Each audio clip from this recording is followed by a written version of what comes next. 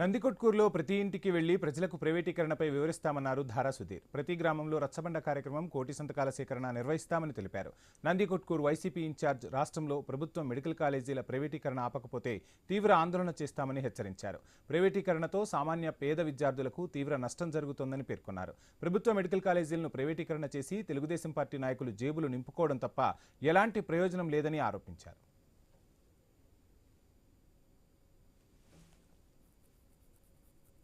కన్నీ విని ఎరుగని రీతిలో భారతదేశంలోని ఎక్కడ మొట్టమొదటిసారిగా ఒక ముఖ్యమంత్రి 17 మెడికల్ కాలేజీకి మంజూరు ఇవ్వడము, దాంట్లో 7 మెడికల్ కాలేజీలు కన్స్ట్రక్షన్ కంప్లీట్ అయ్యి 5 మెడికల్ కాలేజీల్లో తరగతులు కూడా మొదలవడం అన్నది ఇప్పటి వరకు భారతదేశంలో ఎక్కడ కూడా ఏ ముఖ్యమంత్రి కూడా చేయలేదు.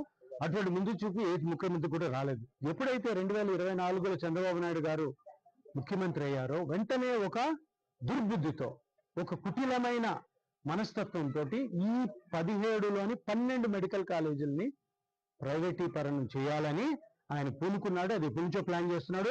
పేద ప్రజల దగ్గర డబ్బులు కొట్టి ప్రైవేట్ వాళ్ళకి ఇవ్వడము, తద్వారా ఆయన లబ్ధి పొందు. ఇదే కార్యక్రమంలో ఈ 12 మెడికల్ కాలేజీలు కూడా ఆయన ప్రైవేటీకరణ చేయాలి, ప్రైవేట్ సంస్థలకి, ప్రైవేట్ వ్యక్తులకు వాటిని అమ్మేయాలని చెప్పేసి ఈ దుర్బుద్ధితో చేయడం అన్న కార్యక్రమం శ్రీకారం చుట్టేశారు.